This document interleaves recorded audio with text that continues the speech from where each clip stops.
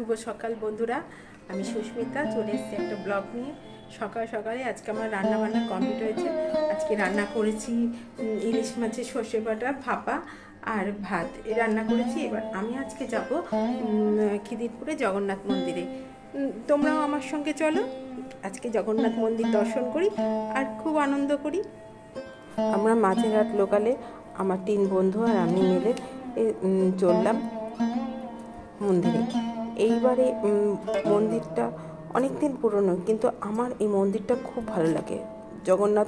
পুরী জগন্নাথ দেবের কাছে তো যেতে পারি না, শরীর হোক সংসারের দিক চাপে হোক সবসময় যেয়ে উঠতে পারি না। খিদিরপুরটা বাড়ির কাছেই, তাই চলে আসি এই জগন্নাথ মন্দিরে। আজকে আবার 3 বন্ধুকে নিয়ে আসলাম জগন্নাথ মন্দিরে। মন্দিরে এসেই পুজো সামগ্রী কিনে নিলাম এবং মহাপ্রসাদের কুপন কেটে নিলাম।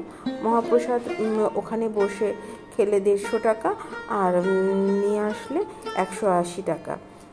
ওখানে 6 রকম পদে রান্না করা হয়, তবে রোজই যে একই পদে রান্না হয় তা না, এক এক দিন এক এক রকমভাবে রান্না হয়। এই কুপন কেটে এইবার আমরা যাব পুজো দিতে। এর মধ্যেই ঠাকুরের ভোগের সময় হয়ে গেছে। পান্ডারা তাই ঠাকুরের খাবার নিয়ে উপরে যাচ্ছে। এবার ভোগ আরতি হবে। আমরাও পিছন পিছন গেলাম, চলেছি যে ভোগ আরতি দেখবো। তা ভোগ আরতি দেখছি, দরজা বন্ধ। তারপরেই কিছুক্ষণ পরেই দরজা মুক্ত করে দেওয়া হলো। এবার মন্দিরের পুরোহিত জগন্নাথ বলরাম সুভদ্রাকে আরতি দিচ্ছে। ভোগ আরতি হয়ে গেছে, এমনি আরতি দিয়ে পুজো করছেন, তার সঙ্গে বাজনা চলছে। এরপরেই প্রসাদ নিয়ে ঠাকুরমশাই নিচে চলে গেলেন, প্রত্যেককে ঠাকুরের ভোগের প্রসাদ দান করছেন। আমরাও দাঁড়িয়ে পড়লাম বন্ধুরা মিলে প্রসাদ নেওয়ার জন্য। এবার প্রসাদ নেওয়ার পরেই আবার ভোগের প্রসাদ নেওয়ার সময় হয়ে গেছে।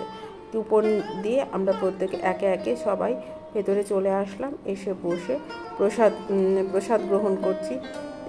আমার যেহেতু 3টে অপারেশন আছে পেটে, ওই জন্য আমি নিচে বসে তো সবসময় খেতে পারি না, তাই আমি ওখানে চেয়ার টেবিলে বসে খেলাম। আর ওরা 3 জন মাটিতে বসেই অন্ন নিচ্ছে। আজকে মেনুতে ছিল পুষ্পান্ন, অন্ন, বিভিন্ন রকম প্রসাদ সামগ্রী। দারুণ লেগেছে, দারুণ, কোনো কথাই হবে না। তোমার জন্য এখানে তুমি বলে দিচ্ছে সবারটা আমাদের সবারই একই রকম অনুভূতি, একই রকম অনুভূতি, একই রকম সবাই হবে না। আবার কোথায় কোথায় এরকমই ঠাকুর জায়গায় যেতে খুব মজা লাগে। এরকম সব সময় দেরি করবি আগে আমাদের চলে যাচ্ছি একসাথে। আমরা ফটো তুলে আমরা বাড়ির উদ্দেশ্যে রওনা দিলাম। তোমাদের যদি আমার ভিডিওটা ভালো লাগে, ভিডিওটাকে লাইক, কমেন্ট, শেয়ার